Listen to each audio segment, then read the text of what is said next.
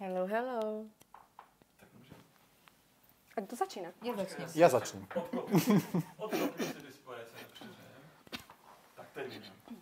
Tak, dnes máme nejaký špeciálny deň a špeciálny podcast, pretože tento podcast je venovaný všetkým... A mám ho dať?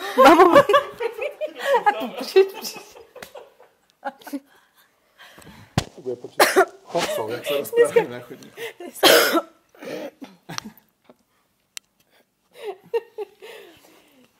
Ja si dať ešte kolu. To tam nechaj. Nie, to tam nechaj. Toto je špeciálny, Viki. Proste, keď už máme niečo ísť, ja už sedím v aute, už sa ide niekam, on vtedy ide na záchod alebo do sprchy. Klasika proste. Už si poď sadnúť. Ale nedaj. Čaute. Tak, dneska máme špeciálny podcast, pretože sme si pozvali, a teda Miška nás pozvala. Čaute. A ja prídem, ja si sadnem. Tak poď. Tak poď už. Ja tam nebudem. Ale láska, už ide Ale podcast. už my natáčame. Už poď, prosím ťa. Takže dnes sme si pozvali, Miška nás pozvala, mňa. Ja sa volám Lea Maty. A pozvala môjho muža. Viktor Maty.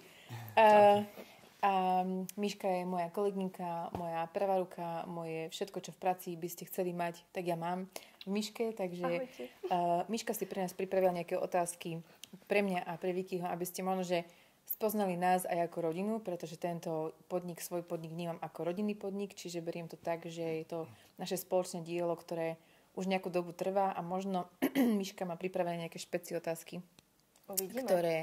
ktoré sa tvárime, že sme nikdy nevideli, čas sme videli, alebo počuli, ale nevieme, čo sa bude pýtať, takže môže to byť celkom zaujímavý podcast. Tešíme sa. Tešíme sa. Takže teším sa aj ja. Možno takú prvú otázku, ktorú by som začala. Ako ste sa stretli? No, ako sme sa stretli? Aký máš ty pohľad na to, ako sme sa stretli? A kto koho zbavil? Máš aj takú otázku? Nemám, ale to je dobrá otázka. Jak sme sa stretli? Takže stretli sme sa v podstate tak, že ja som začal trénovať Miška, môjho syna. futbal, kde som pracoval pre Happy Kids. Robíme im reklamu? Urobíme reklamu. Happy Kids. Pozdravujem. A tam chodil Miško s tebou na tréningy. Uh-huh. Miško má môj starší syn mal veľmi rád Vikyho, pretože Viky tak vie s tými deťmi. Deti ho majú radi. Neviem, ako je to možné, lebo... Každý mi to tvrdil, ale ja som nemal z toho taký pocit, lebo ja som bol taký... Aj som taký prísnejší, si myslím. Nie, ty si bol práve že taký dobrý k tým deťom. Že keď sa niečo stalo deťom, alebo tak ty si bol taký ochranársky k ním. Aspoň ja som to tak vnímala vtedy. Ale Miško mal veľmi rád a kreslil mu obrázky a bol úplne z neho hotový. A ja si pamätám, že tam bolo viacero trénerov, takže som nevedela, že ktorý tréner je ten Viktor, ktorého má tak veľmi rád. A až potom a Miško stále akože chcelo sa stretnúť, nie stále... Stále mi kreslil obrázky, mi nosil obrázky, že? A potom stále chcel chodiť po tréningu, že sa pojeme napapať spolu. No ale už... A ja som sa nebola z toho nadšená. Ja som povedala synovi doma, keď ešte raz sa opýtaš trénera, či pôjde niekam s nami, že ja ťa zahlúšim. Ja som sa cítila vtedy fakt, že hrozne v rozhodom konaní. A do toho môj syn strašne miloval nejakého trénera a tak sme sa nejako dali potom nejak nechtiac asi neskôr dokopy. Nechtiac. Nechtiac. Nás dal syn dokopy, takže my sme tak z také telenovely. Častokrát to býva tak, že partneri sú buď úplne rozlišní, alebo veľmi sú si podobní. Vy to ako máte? Ja si myslím, že sme si veľmi podobní, ale zase v niečom maličkom odlišní. Uh-huh. Ale my si myslím, že sa tak doplňame presne, že ja mám niečo viac možno, ale Ľuška má zase niečo viac a ja opačne proste. Že hej, ja to tiež tak vnímam, že sme veľmi podobní v mnohom. Akože máme také rovnaké nastavenie možno, rovnaký pohľad na svet, rovnaké názory na ľudí, na svet, na všetko. Že viem, že keď za ním prídem s nejakým problémom, tak vie presne, ako ho vnímam, ako ma trápi a čo ma trápi a tak. Alebo keď vieme nejakého človeka, tak sa vieme tak zhodnúť, že a tak väčšinou pozitívne, nie? Všetko. Ale ja som nervák. A už nie som nervák. Už nie som taký nervák. Bola som niekedy. Ja som taká skôr taká akčná, možno rýchla a všetko chcem šup a Vicky zase veľmi pokojný, pomalý. A niekedy mám chuť proste mu dať vrtulu. Som až taký pomalý. Pomalší a pokojný, veľmi pokojný. Ja to vnímam tak, že ja sa od teba učím ten pokoj. A ja zase naopak. Ja sa učím trošku zrýchliť.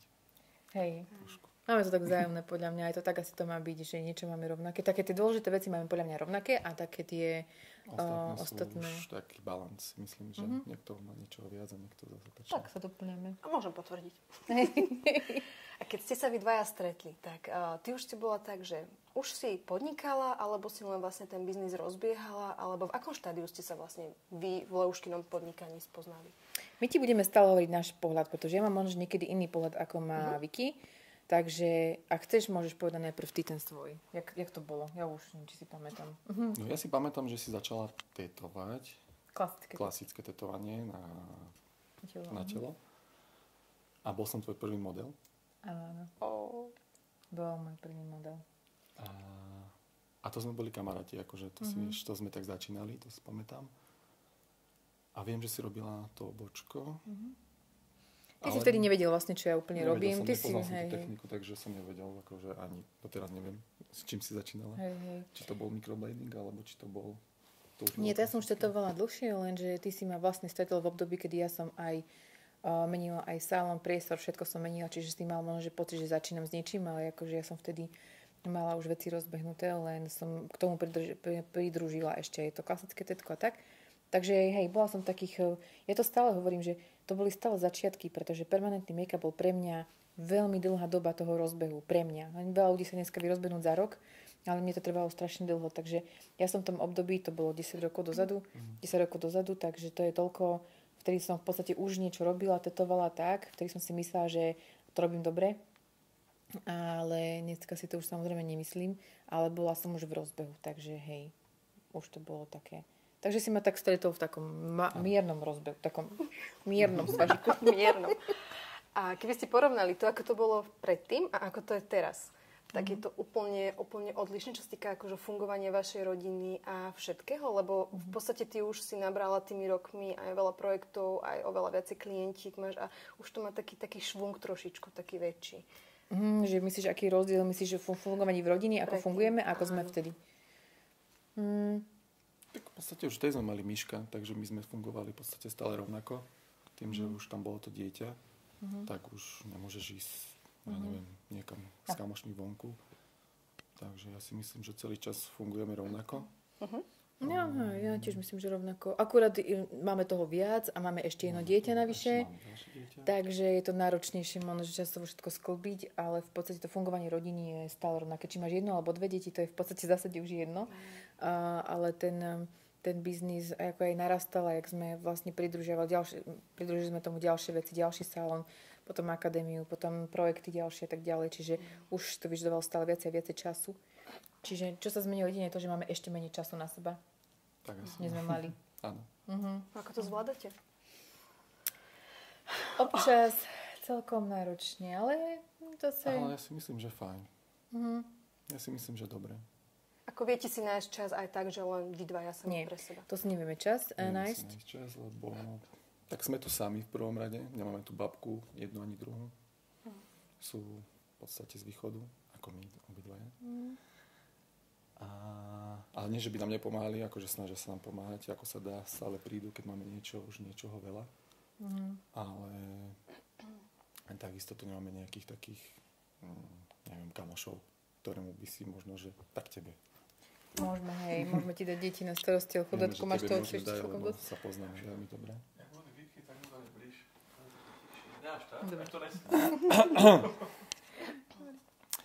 Takže za mňa ja si myslím, že... Aká bola otázka? Počkej, už neviem. Nie. Že babky, detko, že to nemáte, že vlastne len neby ste akože... Keď tak, že... Nemáme čas takto na seba. Nemáme taký čas, aby sme išli, že my dvaja rande a tak, ale už teda tým, že Ben už má 5 rokov, tak sa nám už deje to, že napríklad počas dňa, keďže deti sú v škôlke, tak si už vieme nájsť taký čas na kavičku, alebo si ráno viacej dlhšie posedíme na raňajkách, alebo tak, že tento čas nám úplne bohate podľa mňa zatiaľ stačí, lebo si obidva uvedomujeme, že skrátka to momentálne nie je inak možné. Veľmi závidíme ľuďom v dobrom zmysle, že majú bábky, detkov a že môžu si takto vypomôcť, ale my si to užívame zase v iných časoch, alebo možno, že keď deti dáme uspať, tak máme čas pre seba, my si to užívame vtedy. Takže už sa dá, ako tak.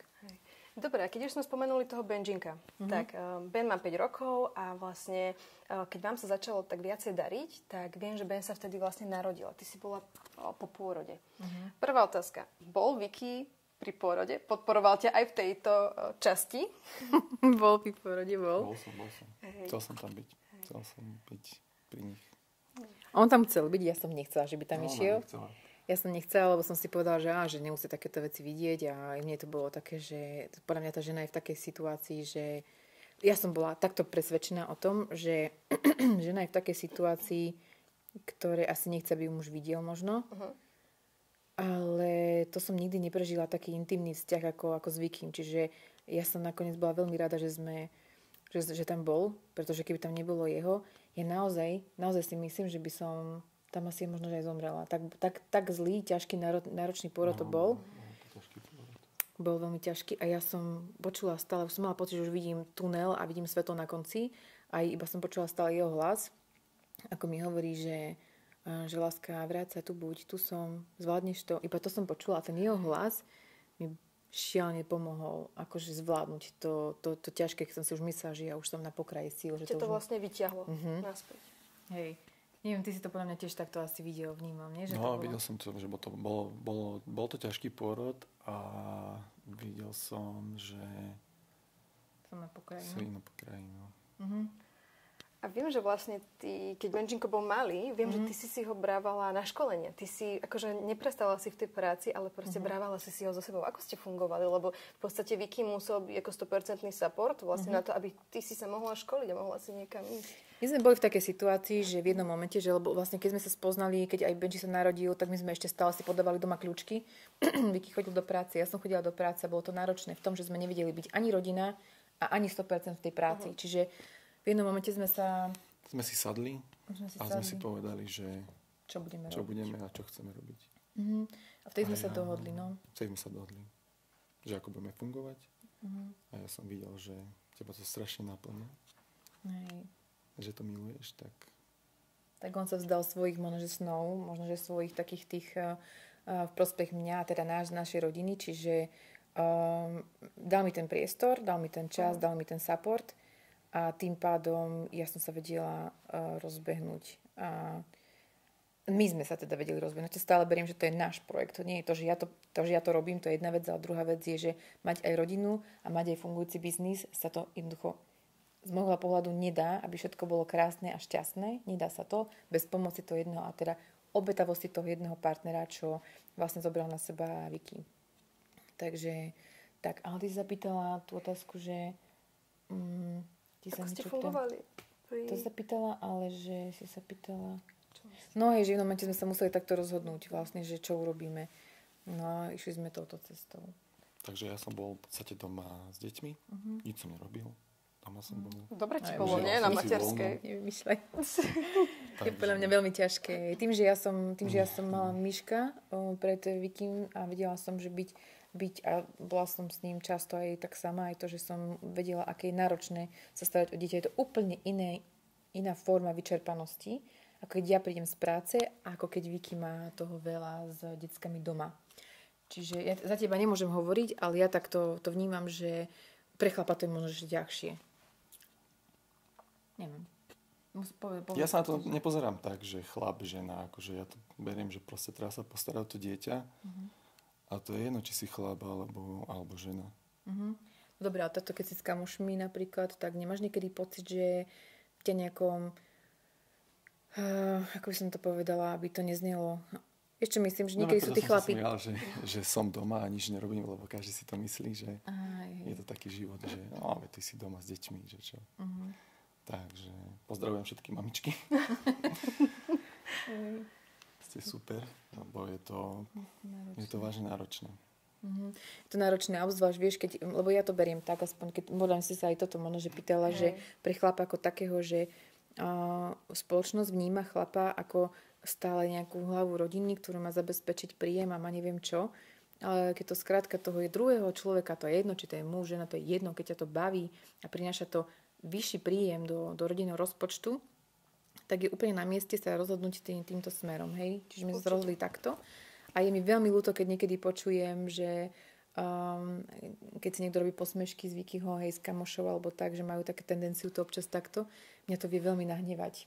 Lebo ja viem, čo všetko on robí, čo musí urobiť, hnevá ma to. A zase hnevá ma aj niekedy to, že ja som niekedy unavená, že musím ten príjem, že aj to samozrejme ma hnevá. To sú dôsledky. Ale to zase hnevá aj mňa, hej. A ja by som sa chcel niečomu venovať a mať takéto. A priniesť peniažky do tej rodiny.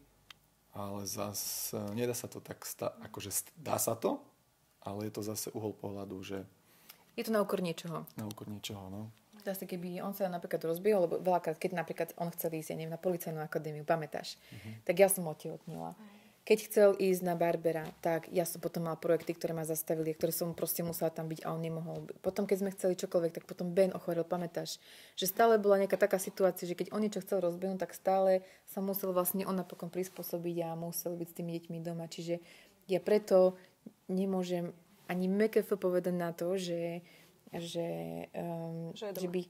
že je doma. Hej. Že je doma proste, že tie deti, že viem, že tie deti nemuseli byť s cudzými ľuďmi, a mohli byť s nami doma a ja som v kľude, v pohode, v spokojom, bola v práci, vedela som, že o deti je dobre postarané. A myslím, že to vnímaš tak nejako rovnako. Presne tak. Ja som mi viac ukecaná, takže on bude hovoriť trošku menej. Tichučko. Ale to aj keď prídeme na návštevu, tak Viki, čo v pohode? Unavený?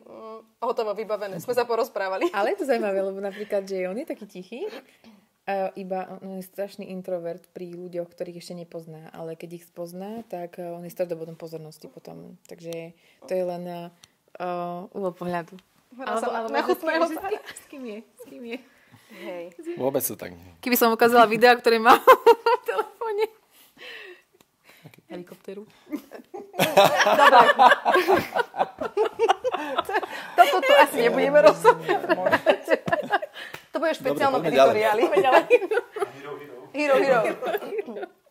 Viki, aké to je pre teba mať takto pracovne vyťaženú ženu? V podstate, lebo Lea nie je to len o tom, že teda má klientky, má školenia, ale teda rozbieha aj rôzne projekty, ktoré zaberajú veľa času. Aké to je pre teba, ako pre chlapa, že v podstate veľa sa venuje tej práci? Vieš čo, ja to vnímam trošku inak, lebo tým, že salón máme v podstate blízko domova, tak viem, že vieme ísť za ňou, vieme ju pozrieť, vieme ju pozdraviť a stále prídeme, lebo chceme byť spolu. Hej. Takže nevnímam to až tak zle, že by to bolo niečo... Nejaká komplikácia, hej? Že pre vás, že celý deň preč a nevidíte ju. Presne, akože... Hovorím, že to je tá výhoda, že sme blízko seba, akože blízko domova, máme tu školu, tu mamiško, máme tu prácu, takže sme pokope. Vlastne, keď ste sa aj sem sťahovali a riešil sa salón, aj ste rozmýšľali nad tým, že ako to nejak takto organizačne zvládnuť, že či dáte salón do Bratislavy, alebo či vám je prioritná tá rovinka? Jasné, my sme vlastne boli postavení do takej pozície, že buď si necháme v Bratislave ten priestor, kde už bolo všetko rozbehnuté, klientela rozbehnuté a tak, a odrazu sme išli sem. Ja som bola z toho veľmi nešťastná, lebo ja som veľmi do rovinky nechcela. Ja som nechcela ísť vôbec do domu, ja som chcela byť v byte, v meste, niekde v Bratislave a mať ten svoj komfort takýto. Ale zase Viki je z dediny, kde bol na dome, žil celý život v dome, takže on zase chcel to. A ja som dneska veľmi vďačná za to, že sme nakoniec išli sem, ale moja podmienka bola, že bude mať prácu pri dome. Okay. To som jedine chcela. A vlastne kamoš, ktorý nám aj predával, developer, ktorý nám predával aj dom vtedy, tak už vtedy vlastne budoval aj tento priestor a už sme sa dohodli, že teda budeme mať tu salón. No a sme si povedali, že vlastne klientky sú úplne v pohode s tým, kde pôjdu, lebo tým, že to nie je procedúra, lebo totiž to ja som mala v Bratislave rozbehnúť aj procedúry ako myhalnice, vizažistiku a takéto, to som sa úplne stopnúť, pretože tie klientky neboli ochotné za mnou chodiť až sem. Jasné. Vtedy tu už nebol obchvat, ľudia tu chodili v zácpách a tak ďalej, čiže my sme v podstate, ja som vtedy stopla všetko ostatné a už som sa venovala len permanentu. Jasne. A to bolo ťažké, lebo to bolo to, čo som ja musela v podstate rozbehnúť úplne na nulu. A ešte vlastne začínal aj COVID, nie?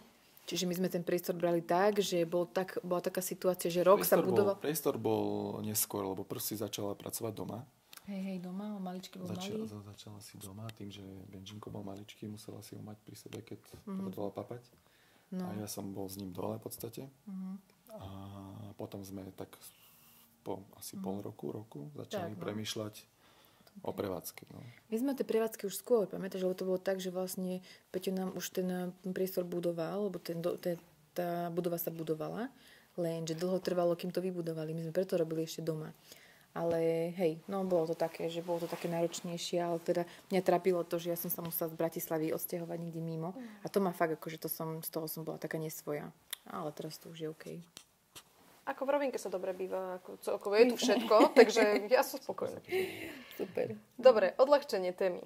Najlepšia a najhoršia vlastnosť tvojej ženy.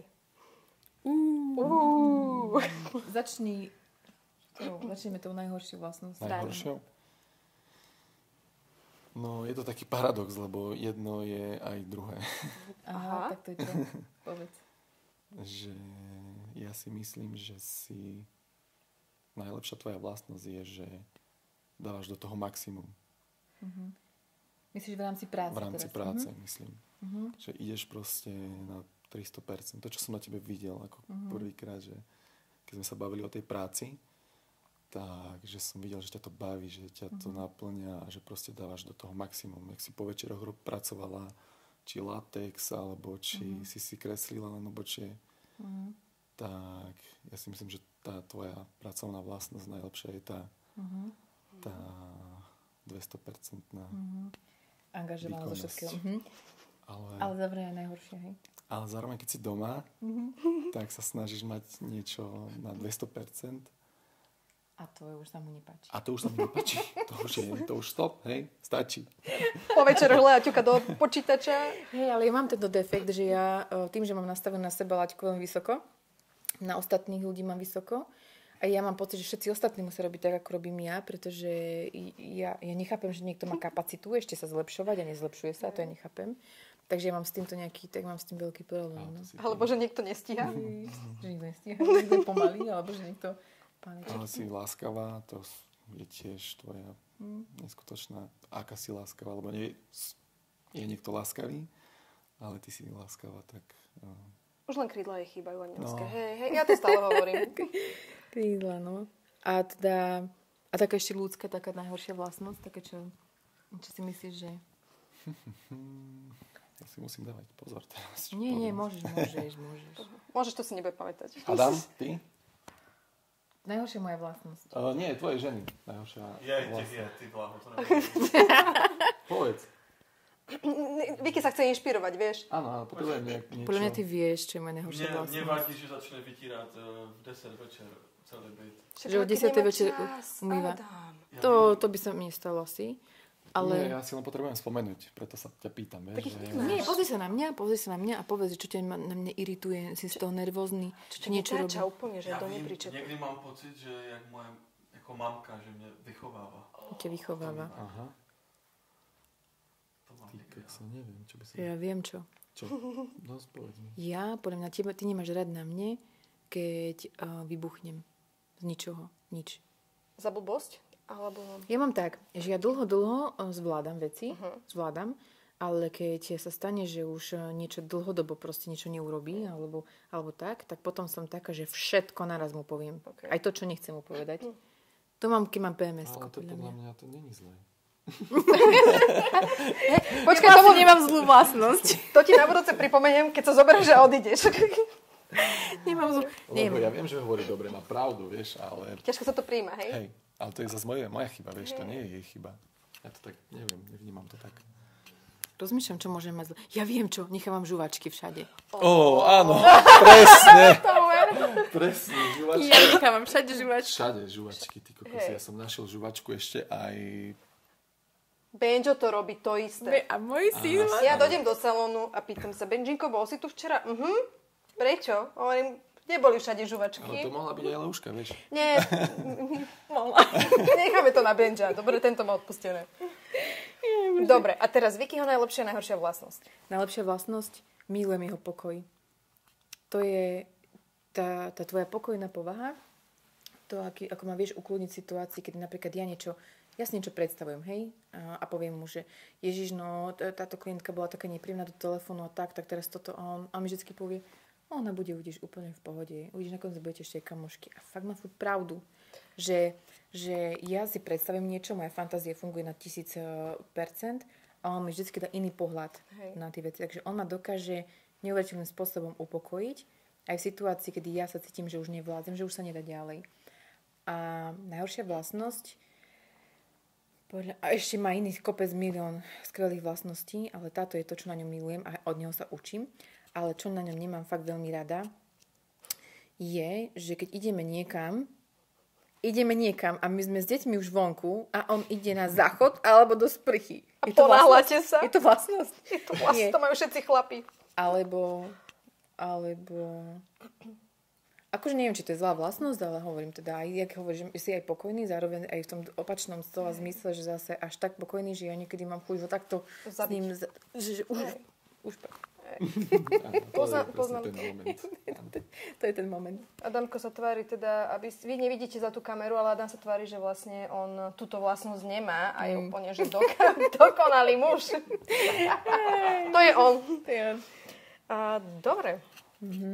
Teraz taká otázka. Kedy si bol na Leu, v akej situácii si bol najviac na ňu hrdý? Lebo to je, tých situácií podľa mňa bolo viacej, ale čo je taká akože úplne top pre teba? Kedy si bol na mňa hrdý?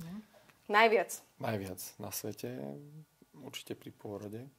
Dobre, a ďalej? Akože mimo tých povinností materských? Najviac...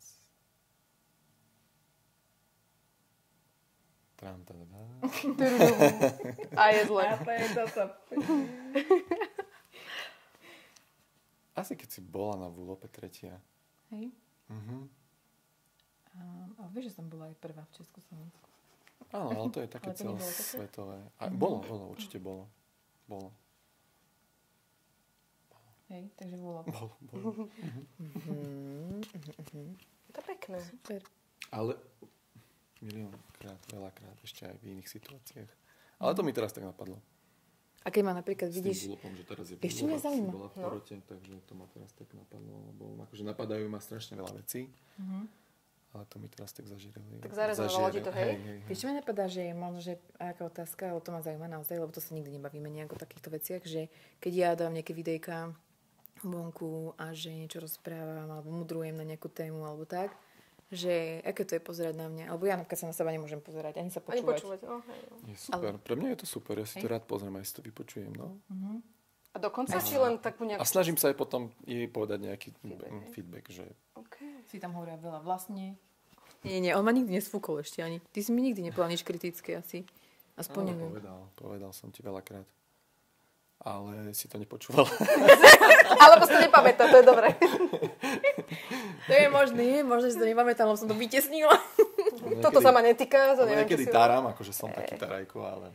On totiž to má ten krásny dar a to, že dokáže každú situáciu, aj tú najhoršiu situáciu na svete, kde ja si už poviem, že ja už fakt nedávam, on si z toho dokáže robiť srandu. To je ďalšia veľmi dobrá vlastnosť. A všetci ťa majú preto veľmi radi. Že ty tak odľahčíš každú situáciu, že... Kto má rád? Každý. Ja ťa mám rád. Hej, ale potom ma tu vlastne, že tak ľahko odľahčuje tú situáciu, ale že dokáže... Ticho, nie? že dokáže vytočiť. Mňa dokáže strašne vytočiť. Mňa ten jeho kľud a to jeho rýbka. Ja ťa mám rada, ale ty vieš, presne ten deň trafiť. Mám dar. Vicky má obrovský dar trafiť ten deň, keď ja mám zlý deň a on proste tak... Hej, vie tak rýpnúť. On tak rípe a potom človek, akože ja tak niekedy vybuchnem. Že ja stačí, alebo keď ja mám náladu, že som, ja neviem, niečo, niekedy nevie odhadnúť ten... A teba rešpektuje, do mňa ide a potom už Leuška zakročí do toho, že ty buď ticho a ty prestaň. Ja som ich rozhodčí. Je to tak. Dobre, Vicky. Alebo respektíve otázka na teba, Lej. Dokáže Vicky s tebou držať krok? Ako čo sa týka... Chôdze? Nie, podľa mňa máš dlhšie nožky. Ale ako celkovo pracovne, vieš, tým, že je Lea taká aktívna, má strašne veľa týchto vecí, dokáže on ako partner s tebou držať krok, že stíha ti? Lebo veľa mužov je takých, že proste svoje žene nestíhajú. Bohužiaľ, pardon pani, je to tak, ale stáva sa to. Stíha, akože v akom slova zmysle, vieš, že akože čo sa týka takto rodiny, alebo keď sa niečo rozhodujeme, niečo urobíme, alebo tak, on krásne so všetkým, akože že fungujeme takto spoločne, lenže... Keby som bol mentálne zaostalý. Stíha sa.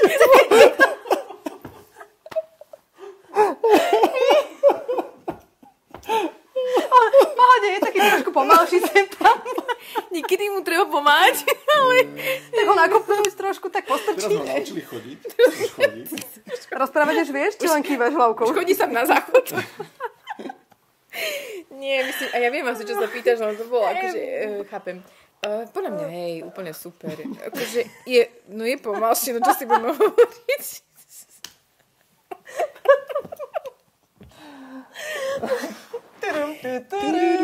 I'm loving it. Mentálne zaostali. Tak som sa... Stíha, všetko stíha. Je to fajn.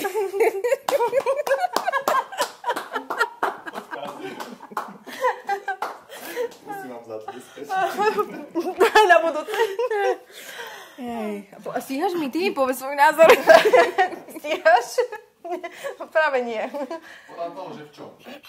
Že podľa toho, že v čom. Ale nemáš mikrofón, vieš. Takto, on mi nestíha v tom napríklad, že ja trebárs mám v hlave už veľa vecí dopredu. Hej, že ja viem, čo idem urobiť, ja viem, že trebárs, keď urobím nejaký krok, dáme tomu Pimi Life, ja viem, že k tomu potrebujem marketing, účtovničku, potrebujem toto, hento, tamto. A ja mu poviem, Miláčik, a ty si už podal daňové? Čo? Vieš, že akože ja mám tieto tým, že ja som rozbehnutá a to je vidieť proste, že ľudia, ktorí sú napríklad ženy, ktoré sú na materskej, chlapi alebo tak, ľudia sa potrebujú tak keby spomaliť k tým deťom, čo je prirodzené. Ale ja, keďže som nastavená na ten výkon a som nastavená na to, že ideme proste, musíme a ideme, tak ja už mám dopredu 10 krokov. Čiže v tomto zmysle on mi nestíha nie preto, že by momentálne zaostali, ale preto, že jednoducho nemá nastavenú tú hlavu na tento výkon. Okay. Hej. A ja zase napríklad viem, čo okolo svojho projektu potrebujem riešiť. On zase nevie, čo ja potrebujem. Čiže napríklad takisto, ako keby on mal svoje projekty rozbehnuté, tak ja netuším, čo potrebuje k tomu. Hej. Čiže by som bola zaostala v tom slova zmysle, že hej. Ale doma, čo týka domácnosti a tak, on presne vie, keď ja treba mám toho veľa, aj si povieme, že teraz to bude náročné, tak jednoducho aj ten bordel dokáže doma zvládnuť. Hej, že aj tie deti proste viem, že mi zoberie na ihrisko, keď ja si potrebujem oddychnúť. Tak, čiže on je silný empat, čiže vie tak na mne vidieť, že kedy potrebujem pomoc inú než pracovnú, ale potrebujem tú psychickú.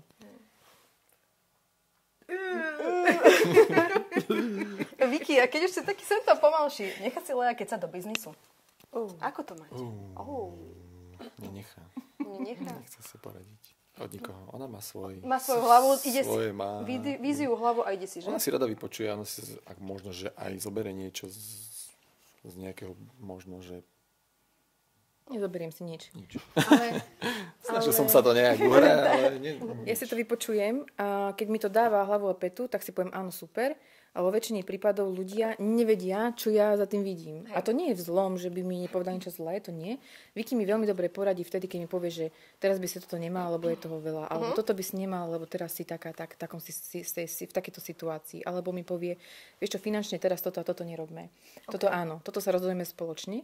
Ale čo sa týka nejakých takých vecí, že keď ja viem, že chcem riešiť čo umelú inteligenciu, lebo to chcem riešiť, tak on ma v tom podporí a povie, vieš čo, urobme to takto a takto. Ja keď kúpim nejaký balík čohosi, ja neviem, nejakých kurzov alebo čo si do toho vôbec keby nie, že mi nerozpráva, ale skôr ma podporí. Okay. Ale on vie, ktoré veci chcem robiť a prečo ich robím. Ja mu to vysvetlím, zargumentujem a nejak sa takto dohodneme. Ja sa rozhodnem. Takže je zásada rodinná rada, hej? Viac menej. V niektorých veciach. Áno, určite sú také veci, kedy si musíme sadnúť povedať si, čo akože, či sme schopní tie peniaze teraz na to vynaložiť, čo budeme doma. Lebo napríklad on vie, kde idú financie teraz do domácnosti. Hej, že chceme kúpiť skrine, alebo dvere, alebo neviem čo. A ja poviem, OK, teraz nemôžeme kúpiť dvere, lebo musíme urobiť to a to. Čiže sme bez dverí už pol roka viac. Ale že jednoducho sa takto rozhodujeme spolu, či dáme do biznisu, alebo dáme do domácnosti. A on je za jednu stranu, a ja som zase za Ona vie, čo chce v tom biznise. Hej. A ja musím vedieť proste iné veci, ako korigovať proste financie, alebo... On vie, čo stojí záhrada a povieme si, tá záhrada teraz není možná, lebo proste, no bohužiaľ. Jasne. Čiže my vieme, že radšej investujeme peniaze do biznisu, aby sme jedného dňa mohli tú záhradu pre vás kúpiť. Hej? Čiže nie sme v takom štádiu, aby sme mohli ho na hoci kedy míňať. Stále musíme si dávať veľký pozor na financie, aby nám neuchádzali na miesta, kde zatiaľ nie sú potrebné. Hej? Čiže sme bez dverí. Je to super. Je to o komunikácii. V podstate musíme spolu komunikovať, baviť sa, rozprávať a zdieľať svoje nápady a myšlienky. Komunikácia je základ. Podľa mňa, keď to nefunguje, akože či už pri biznise, alebo akože rodina, keď je zakomponovaná bez komunikácie a nie sú povedané všetky veci, tak podľa mňa to tam absolútne nefungovalo. A to ma aj Leuška naučila, že treba ísť s vecou na rovinu. Nie treba okolo nej chodiť ako okolo horúcej kaše. A treba proste veci si povedať na rovinu, tak to je a tak to bude, alebo tak to nebude, alebo proste... Ja mám veľmi rada, keď je niekto ku mne absolútne úprimný. Ak mi povie aj zlú vec, ale povie mi ju. Ja naozaj nemám rada. A ja to robím s ľuďmi takisto, že keď niečo mi vadí, aj keď sa s prepáčením zhovadím pred tým človekom a poviem niečo, čo nemám, alebo pre ostatných to bolo inappropriate, jak sa to povie, nevhodné, tak ja jednoducho to urobím, napriek tomu, že vyzerám zle. Ale poviem to, pretože dám tomu človeku možnosť sa zmeniť. Ale dám mu možnosť sa na to zareagovať. Ale keď niekto urobí vec nejakú zlú a ani mi nič nepovie, ani ma neupozorní, alebo ma nejakým spôsobom nedá najavo, že sa mu to nepáčilo, tak ja sa nemám šancu zmeniť a neviem zareagovať. Takže Vicky sa naučil pri mne to možno, že jak on bol stále uzavretý a je uzavretejší, naučil sa pri mne komunikovať tak, aby mi hovoril veci na rovinu. Aj tie zlé. Ja to mám veľmi rada a nenávidím, keď mi niekto nepovie, že niečo robím zlé. Áno. A toto robíš aj ostatným, ale je to super, lebo tým pádom my sa dokážeme posúvať. To nie je ani že zlé, ale je to skôr o tom osobnom raste. Že keď to niekto príjme aj tú negatívnu vec v dobrom, tak proste mňa osobne napríklad to dokáže posunúť a otvorí mi to trošku akože veľakrát oči, lebo... No ty si to tiež tak podľa mňa na začiatku, že tiež som zistila na začiatku, že či môžem ti, vieš, lebo nie každý to zvláda, už sa dokáže mi nejako zariadiť, že keď niekto nezvláda moju prvú informáciu, už mu ďalšie nehovorím. Ale u teba to bolo vždy tiež veľmi pekné, že keď som ti akúkoľvek zlú informáciu povedala, že niečo sa mi nepáči na tebe to alebo hento, nie na tebe, ale na niečom, ladili sme sa v tom biznise takisto, tak si to zobrala tak presne, že si na to dala pozor na budúce. Lebo ja nemám pocit, že by som bola nespravodlivá. Nie. Že poviem veci, ktoré vidím, že nerobíš správne alebo tak, a to isté mám rada, keď to urobia mne. Povedia mi, že toto nie je dobré, toto sa mi nepáči, toto si urobila zle. A ja si, aj keď to zamrzí na začiatku, lebo to nie je príjemné, kritiku nikto nemá rád a ja takisto veľmi nemám rada kritiku, ale naučila som sa ju príjmať tak, ak je konštruktívna, aby mi pomohla. Dobre, keď už sme pri tomto. Pre mňa, ako pre kolegyňu, pre mnohé dievčatá je Lea strašnou inšpiráciou, či už v rámci biznisu, alebo aj ako osoba, ako pristupuje k životu. Proste viem, že aj rada pomáha ľuďom v rámci, akože keď sú na to možnosti, pomáha ľuďom. A tým pádom je proste pre všetkých inšpiratívna. Je pre teba niečím inšpiratívna? Alebo inšpiruje ťa niečomu? Inšpiruje, určite ma inšpiruje. Inšpiruje ma, že dá sa to dokázať. Že išla si za tým a nepustila a išla. Proste boli aj ťažké dni, aj ťažké časy. A stále sú. Ale nikdy sa nevzdávala. Stále si išla za svojím a v tom ma inšpiruje, že sa to dá dokázať. Že takisto ja, že teraz chcem niečo dokázať, niečo ísť, podnikať alebo pracovať, tak dá sa to. Áno, a tým, že vlastne Lea si všetko vybudovala sama od nuly, keď to tak môžem povedať, tak nám ukázala všetkým, že proste dá sa to. Aj keď to niekedy trvá dlho, nie je to z dňa na deň. Mne veľmi dlho. Každému to trvá, hej, ale dá sa to proste. Len treba si za tým ísť a nezdávať sa. Lebo veľa ľudí je takých, že skúsi niečo, ale ja neviem, po roku, po 2 to vzdá. Ale zase vieš čo, ja zase vidím to, že veľa ľudí to vzdá preto, lebo oni si už na začiatku vyberú niečo, čo ich vôbec nebaví. Okay. Nemajú preto vášeň, preto nevydržia. Podľa mňa každý, kto vydržal akýkoľvek biznis alebo čokoľvek vydržal budovať, je len vďaka tomu, že mal silné prečo. A nie je to pre peniaze a nie je to pre niečo, čo by chcel materiálne dosiahnuť, ale je to vlastne sebarealizácia. Ja to vidím na sebe, že mňa neuveriteľne posúva to, že každý deň mám iný, že každý deň pracujem s inými ľuďmi, alebo aj keď s tými istými, tak mi je dobre s týmito ľuďmi a môžem si vybrať, s kým budem pracovať. A môžem si dokonca dnes trúfnem povedať, že aj klientky, ktoré mi napríklad nesadnú, alebo nevybrujeme spolu, že viem povedať, že toto nie je dobrá. Už viem ju poslať domov, že si poviem, že nebudem pre vás dobrá artistka. Nie je to dobré, nie je to správne. Hej. Ale človek, keď sa naháňa za peniazmi, tak jednoducho nevydrží. Ak to robíš fakt preto... kvôli peniazom, tak to nie je cesta. Takže vlastne základ je rob, čo miluješ, miluj, čo robíš. Hej? Presne tak. Je to len o tom. Inak to nevydržíš. Jednoducho nedá sa. Lebo tie ťažké časy dokáže zvládnuť len vtedy, ak vieš, že prejdú a tešíš sa na to, kedy prejdú a vieš, že jednoducho to je len kapitola, to nie je celá kniha. Hej. Otázka na Leušku tým pádom. Viki ťa čím inšpiruje? Viki ma inšpiruje každý deň. Ani o tom nevie, ale inšpiruje. Nie, ale to sú také maličkosti, také, ktoré na ňom milujem, okrem toho, že jaký je srdečne láskavý, kamarátsky, každý ho má rád, kdekoľvek ideme. Ja som ten človek, ktorý dneska už môžem povedať, že som totálny asociál. Keď sme niekde vonku, alebo niekde medzi susedmi, alebo kdekoľvek. On má rád on má rád s ľuďmi sa komunikovať a rozprávať a on má všetkých ľudí rád. On je srdečne láskavý. Ja som už taká, ktorá poďme už rýchlo domov, ja už tu nechcem byť, ja už chcem byť domov, chcem byť v tichu s rodinou. Mňa už toto, akože, tým, že sa socializujem v práci, tak ja to už nepotrebujem inde. On zase nie. Inšpiruje ma v tom, že je na ľudí taký dobrý a láskavý a prijetne pozerá na ľudí v dobrom. Že keď sa niečo stane, hoci čo, ja neviem, ja si poviem, že Ježiš, tento sused toto urobila tak. A on, že láska, že on to možno tak vôbec nemyslel, môže to... Inšpiruje ma v tom, ako pristupuje k problémom. Vieš, že on dokáže môj problém, ktorý je podľa mňa životný a úplne že katastrofálny, tak on sa na ten problém pozrie, že je to len teraz, to bude OK. On mi ukazuje to, čo ja už viem, ale on to vysloví. Ja to len cítim, ale on to vysloví a mne tým, že ja to cítim, on to ešte vysloví, ma dokáže inšpirovať k tomu, aby som dokázala tie problémy zvládať s ľahkosťou viacej. Inak keby som bola sama so sebou, tak moja vlastná fantázia, moja vlastná hlava ma zničí. Ale tým, že mám jeho, tak učím sa to pekne všetko zvládať. Viki má takú jednu obľúbenú vec. Láska, ale ona nevie. Áno, keď sa niekedy chcem sťažovať na to, že niekto niečo zase to isté sa ma pýta 50 000 krát, tak on má takú krásnu vetu. Miláčik, ale ona nevie. Ty si to už počula 1000 krát a 1000 si to opakovala, ale ona to prvýkrát počuje. Vráti ma späť v tom čase, kedy ja som začínala podnikať, alebo možno, že som ja bola tiež klientka a tiež si hovorím, že vlastne má pravdu. Že ja to síce hovorím 1000 krát za deň, ale ona chudátko to počuje prvýkrát. Áno. Súhlasím. No ja. Zlatušikovia. Čo ešte? Mám takú otázku. Mám. Viem, že momentálne máte ťažšie obdobie, také náročnejšie. Neviem teda, či chcete o tom rozprávať, alebo si to necháte pre seba a či sa môžem trošku do toho zavrtnúť. Chceš o tom hovoriť? Môžeme o tom hovoriť. Ja si myslím, že treba o tom hovoriť, lebo sa to deje. Je to tu a proste... Dobre. Tak, ono takto. Niekedy sledujem niektoré také, samozrejme sociálne siete sú úplne neuveriteľné v tomto, že dávame veľa postov takých, ktoré sú pekné, príjemné, všetko je super, biznis funguje a teraz tu máme veľa kurzov a pôsobíme, ako keby sme stále neviem čo mali.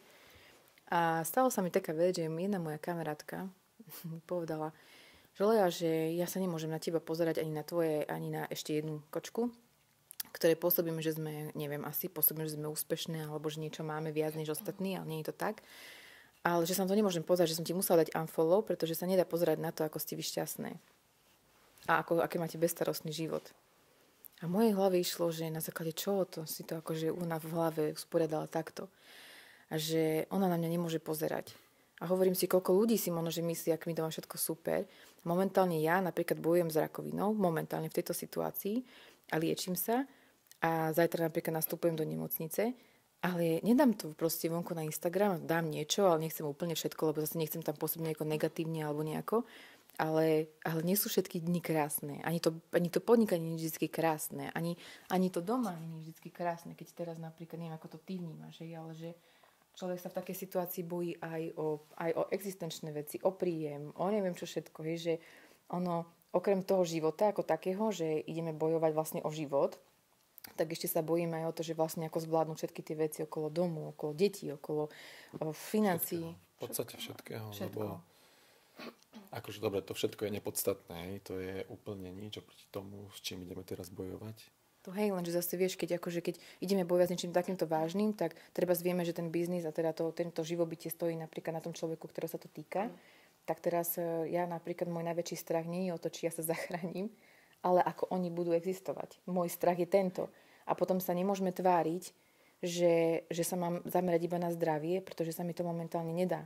Zamerať sa iba na to zdravie. Bohužiaľ, nemôžeš to dovoliť iba oddychovať. Nemôžem si dovoliť. Niekto mi povie, že už len oddychuj. A stále dostávam tie isté správy a oddychuj. Nedá sa. Dobre, môžem oddychovať, že všetko predám, všetko vlastne pôjde preč. Nebudeme mať kde bývať, budeme v nejakom podnajme. Deti budú chodiť neviem kam do školy, neviem čo, neviem ako budeme existovať. Áno, môžem takto sa k tomu postaviť, môžem. Ale potom si hovorím, že nemám tú motiváciu ako keby prežiť. Vieš, čo myslím?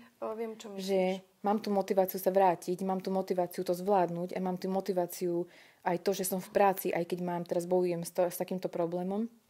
Ja v tej práci myslím na niečo iné. Keby som bola doma a myslela by som na to, že tak ja mám teraz rakovinu, ja teraz musím toto riešiť, tak... Utrápila by si sa. Nechcem. Ja chcem proste fungovať ďalej a urobím všetko preto, aby som sa toho zbavila, ale nechcem myslieť na to niekde doma, v posteli, že mi je takto, vieš? Myslím, že to máš asi tak... Mám to rovnako. Ale napríklad viem, že vzdal by som sa hocičoho, keby, že viem, že to pomôže. To pomôže. Určite. To sme nastavení, že my to nepotrebujeme, to, čo máme. Akože to, čo sme vybudovali a dosiahli, tak sú to veci, ktorých vôbec nezáleží teraz. Ale jasné, že chcem, aby deti mali kde bývať, aby deti mali... Pozrieť na tie deti. Keby išlo o nás dvoch, tak ideme do nejakého jednoizbového bytu a myslím, že hovorím za obidvoch rovnako, že nám na tom nezáleží, čo máme. Hej. To sú len také čerešničky na torte, kde si vieme povedať, že dobre, tak teraz už môžeme mať o level vyššie auto, alebo môžeme mať krajšie, jednu izbu najvyššie v tom dome, alebo že môžeme si urobiť, ja neviem, môžeme ísť na dobrú večeru a tak ďalej. Ale to sú veci, na ktorých nám vôbec nezáleží. My nie sme takto nastavení. To môže aj také ponaučenie pre ostatných, že treba sa o to zdravie vážne akože zaujímať. Nie v zmysle, že teraz, ja neviem, budem každý deň chodiť do fitka, ale nejaké prevencie a možno, že... Trošku sa sledovať viac, možno sa nenaháňať, nestresovať až toľko. Ale... Nie, to vieš, to je toto presne, keď mi niekto povie, vieš, že to, vieš, že si mala uvedomiť. Keď si v tom kolobehu, tak... Neuvedomuješ si to, ja viem. Že sa niečo také môže stať, ani ťa to nenapadne. Nemáš čas. Ja to mám takto, vieš, že veľa ľudí mi tak povie, ty sa veľmi naháňaš, ty veľmi to, preto sa ti to deje, lebo ty si musíš uvedomiť s tou rakovinou, to prichádza také, že ti povedia, že ty musíš na niečo prísť, pochopiteľne. Ja viem, čo mi chce moja choroba povedať, len chcem tým povedať, že ja sa nenaháňam preto, že chcem financie. To není ani preto, že by som chcela to alebo hento, teraz super, zarobím veľa peniazy. To vôbec túto motiváciu ja nemám. Ja to robím preto, ma to baví. A keď niekto napríklad rád cvičí, alebo rád maluje, alebo rád fotí, alebo čokoľvek rád robí, tak keď si neuvedomuje, že pracuje, alebo že má toho veľa. Ja napríklad milujem prácu okolo permanentu, ale nenávidím komunikovať s ľuďmi. Nenávidím to, pretože ľudia sú tak rôzni a tak ty sama to dobre, že si za mňa prevzala to, čo som ja nenávidela a ľutujem, že máš toho toľko a tak. Ale hovorím si, že ty si ma zachránila pred vecami, ktoré už ma začali veľmi trápiť. Vieš, už to bolo pre mňa too much. Už ťa to... Nebaví ťa potom práca, lebo ty vlastne riešiš ako keby... To môžem iba potvrdiť. Prepáč.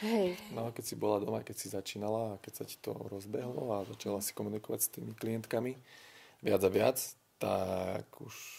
Ono to niekedy tak akože nie, že vyhoríš, ale je to náročné. Hej, presne.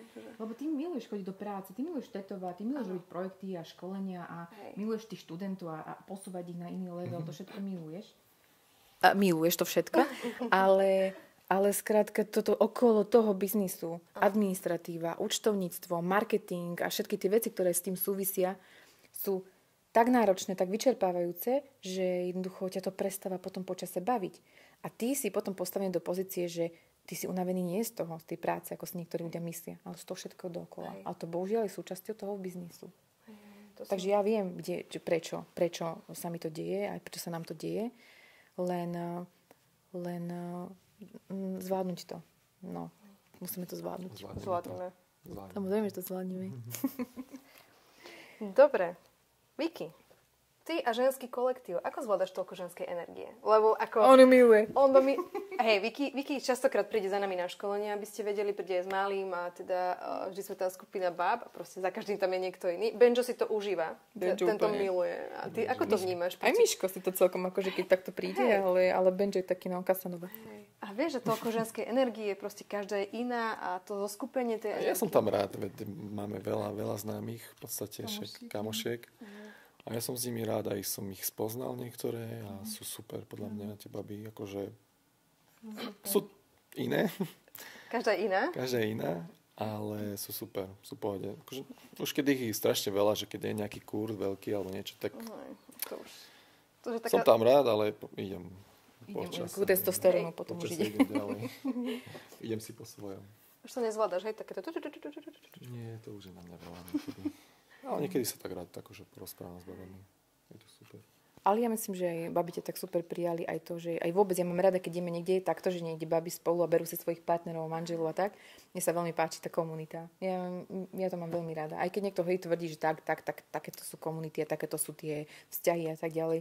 No ale ja ich nemám veľmi pekne. Ja nevidím tam nič negatívne z tých ťah. A keď sú nejaké problémy, tá zavidí to alebo hento, to je normálne, to sa deje v akýkoľvek kolektívoch, to nie je len, že permanent alebo niečo iné. Skrátka tam závisť vždy medzi ľuďmi bola a bude, ale vedieť s tým pracovať a vedieť s tým nejako narábať. On hovorím, že niekedy, presne to, jak sa sama opýtala napríklad na ten problém, ktorý teraz riešime, že niet domčeka bez kríčka. To hovorila moja babka, neexistuje žiadna domácnosť, žiaden človek, ktorý by nemal nejaký problém, ktorý rieši. A preto nepozerajme na ten Instagram, aký je krásny, aký všetci sú super šťastní a bohatí a šikovní a neviem čo. Každý si prežíva svoje nejaké veci v zákulisí. A ja možno, že som veľmi rada, že sme otvorili tú tému, že sa to opýtala, pretože už som unavená z toho stále vyzerať, že sa nič nedie, všetko je super. Proste sú niekedy problémy a tie problémy budú a vždy budú, aj v tom biznise sa vždycky objavia, či v rodine, či v biznise, kdekoľvek, vedieť s nimi narábať, vedieť s nimi pracovať ďalej. Zvládnuť to iba. Problémy stále budú, nie v takejto forme, možno že v inej forme, ale stále sú tam, len ich treba proste zvládnuť. Ako ja som na schvál otvorila túto tému, teda čakala som, ako zareagujete. Je to kvôli tomu, že veľa študentiek si myslí, aj moje študentky, alebo celkovo, keď začínajú biznis, že proste všetko je rúžové. A ja si stanovím nejaké priority a proste pôjde to a tak ďalej a tak ďalej. A povedia si, OK, tá je úspešná, ale veľakrát nevidia, čo všetko je za tým. Hej, že oni vidia len niečo, bohužiaľ áno, je to ten marketing, ale potom zrazu sa im začnú diať nejaké veci a nejde im to úplne a nevedia sa s tým nejak stotožniť, lebo si mysleli, že vlastne celý ten biznis je nejaké pozlátko. Takže podľa mňa aj toto je akože fajn. A to už sa bavím o tej vášni, o tom, či ťa to tak baví, aby si zvládala tieto problémy. To je to. Hej. To je to, či to robíš kvôli peniazom, ale... Ako robíme to kvôli peniazom, zase nebudem tvrdiť, že nerobím kvôli peniazom biznis. To zase akože by som klamala, pretože peniaze potrebujeme. Bohužiaľ, peniaze pre život potrebujeme. Ale môj cieľ je, a to sa možno, že budeš pýtať. Budeš sa pýtať na nejaký cieľ alebo sny? Áno, budem sa pýtať. Dobre. Ale môžeme to otvoriť. Aký máš cieľ? Aký máš sen?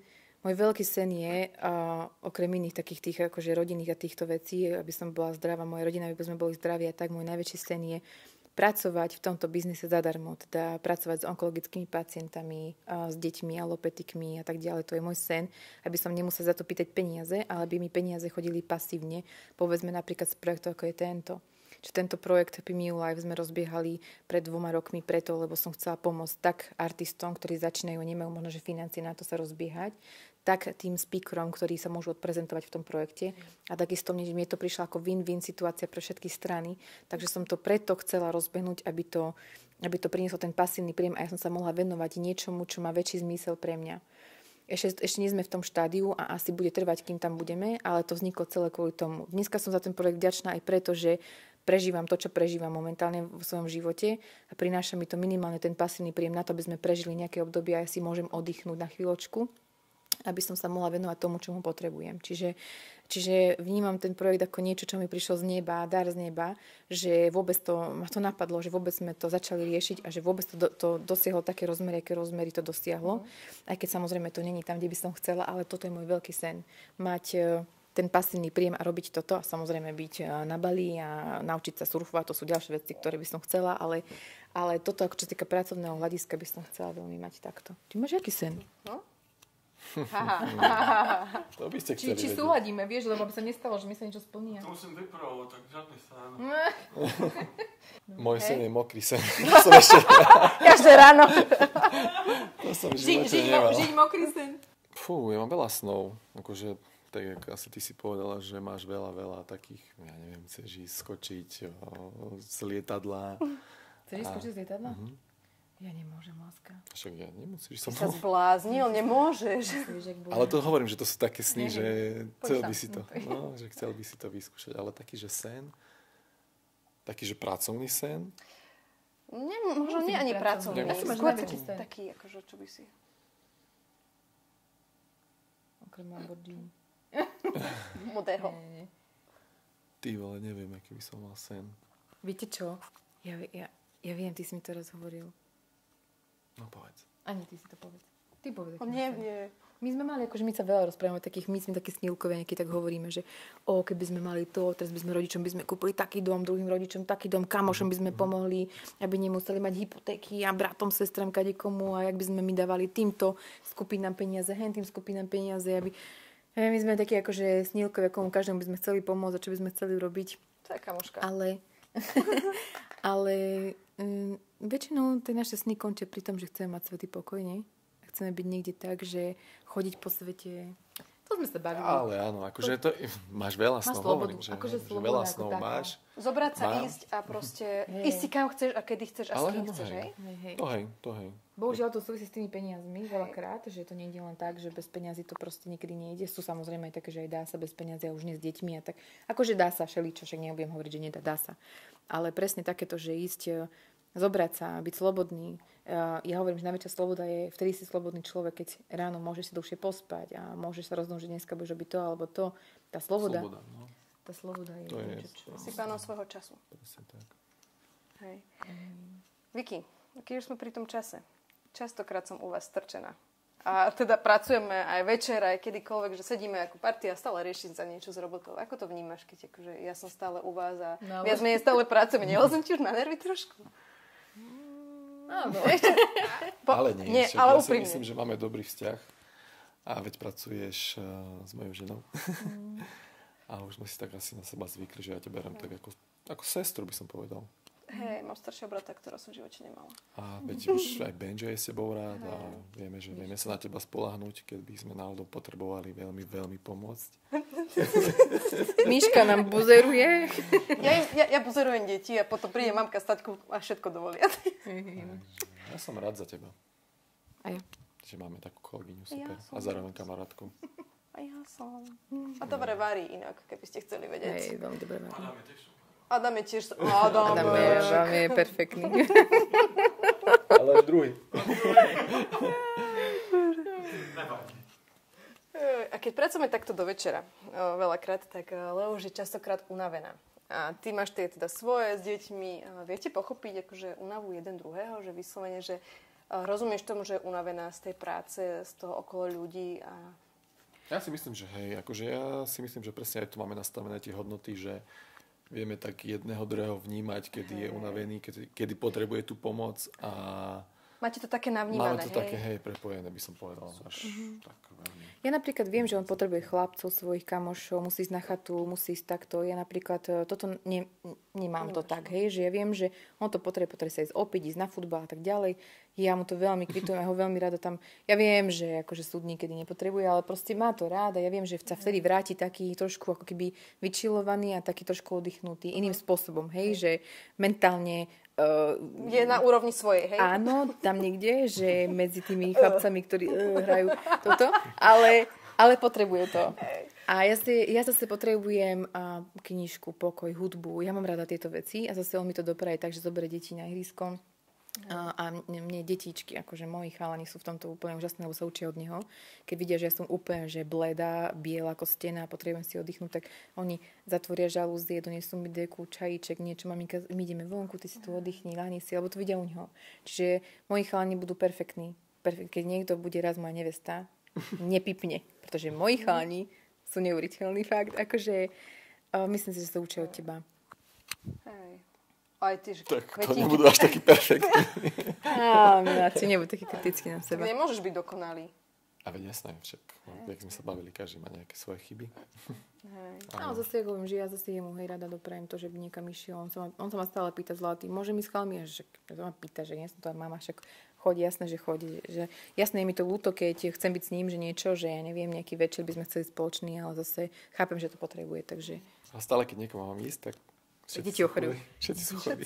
Normálne, on má ísť na chatu a mali ochorieť tak, že buď raz si zlomil kľúčnú kosť, či čo raz fakt, že zapal plus skoro, a furt čo sa také stane. Až ty, keď ty máš kurz alebo nejakú takú vec, že nemôže byť doma. No, keď ona má niečo také, že vážne, tak vtedy zase... Proste, ty ideš preč, Leuška má niečo vážne a... To deti proste cítia. Ale ty, keď ideš preč, tak ja som chorý, nie? Áno. No inak. No, hej, teraz dvakrát takto sa stalo. No to som aj ja chorá. Ja nikam nemôžem chodiť. Musíš tu ostať. Hej, čo si myslíš, čo by Leuš robila, keby netetovala? Akože... To som Ona by mohla robiť hocičo. Ona je vážne, že... Ale ja si myslím, že... Som zvedavá, čo by som robila, keby som nerobila permanentne? Ja by som si ťa vedel predstaviť v nejakom športe, že by si bola vážne, že najlepšia.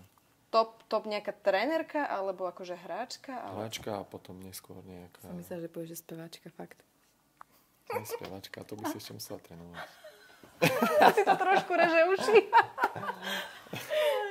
To by nebolo až takéto, podľa mňa. Si povedal, že bolo! Keď ma to dostať. Počuj, oni Ale už s Adamom úplne, chceli úplne. zakladať kapelu. Si to teraz A pokazil. vážne? Ale náhodou, akože ja... Vieš krásne spievať, nehovorím. No tak Pozor, potom. pozor. Vie spievať. Takže šport. Ale ja si myslím, že šport. Že toto by tiež ťa... Je to čudné, ako vyzerám, hej, že povedal, že šport, ale ja som naozaj bola dobrá v športe. Bola si. Ja som to videl. Lej, ty si čo vybrala? Ja?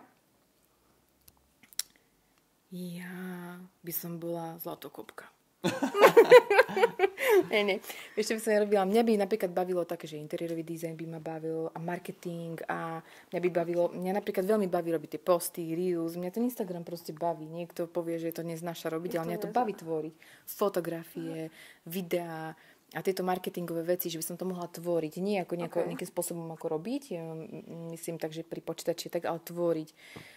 Tak, jak Adam robí fotografie, tak mňa fascinuje, ako o tom rozpráva, ako to robí. Mňa to fascinuje. Keď si vypalovala tie mandale, pamätáš si do toho dreva, keď si vypalovala? Hej, mňa bavia také kreatívne veci, mandaly, presne. A teraz, keď to je v tom aj s tým duchovnom nejakým spôsobom spojené, že toto by ma bavilo veľmi. Také, musela by som robiť niečo kreatívne, pretože ja keď som robila, čo ja viem, na Slovenskej akadémii vied, som robila projektovú manažérku pre eurofondy, tak som sa veľmi trápila. Akože boli tam dobré peniažky, ale trápila som sa tak, že ma to nebavilo strašne. Tie papierovačky a zatvorená v kancelárii s tými ľuďmi, stále s tými, ktorí sa netešia na pondelok a tešia sa na piatok. Mne to proste, toto nebolo pre mňa. Nemôžeš mať stereotyp. Ale asi by som bola niečo také, niečo také kreatívne. Pravdepodobne by som robila asi interiérový dizajn alebo fotografkou, niečo také. OK. Dobre, a teraz také otázky na telo. Kto si viacej sťažuje u vás v domácnosti? Jednoznačne ja. Ja sa viac sťažujem. Ty sa viac sťažuješ? Ja sa viac sťažujem, to sa Asi, nesťažuješ hej. vôbec. Dobre. Kto je väčší bordelár? Ja. Ty. Kto má najviacej bordelu v aute? Pokon zostáva bordel? Nehovoriac o deťoch. Poďte, ja zase mám veľmi rada poriadok. Taký poriadok, že mám rada, že tam nikto nebýva. Keď vojdeš, nikto tam nebýva. Minimalizmus. Ale dokáže mať aj šialený poriadok. Takže ja mám také extrémy. Ja nemám také, že medzi. Ja buď mám veľmi neporiadok, ale veľmi veľký poriadok. Áno. Je to tak. Ale zase to je, vieš, to je zase ten uhol pohľadu. Ona je v práci, ona príde. Ja nehovorím, ja som tiež ako keby kvázi práci, ale... Je to iné. Je to iné zase, no. Ja mám rada všetko v škatulkách. Ale zase viem... Ja som vieš, že smieť. Ale zase viem, že keď sa púšťame do upratovania, Tak na extrém. To môžem potvrdiť. Teraz som sa Lej takisto pýtala. v práci. Pýtala, že koľko modrej je veľa modrej. Aby ste chápali. Sťahovali sme priestor, teda do jedného a kúpila krabičky. Všetky krabičky sú modré. Všetko poukladala do krabičky. Mám tam aj bežové krabičky. Svetého neviem, čo kde je. Proste, Ja jej robím toto, že ja jej upracem jeden deň a ona na druhý deň príde do práce a chudátko všetko hľada, nič nevie nájsť. Ale ja jej robím vzrušo. Ale povedala, že krabičky začne milovať.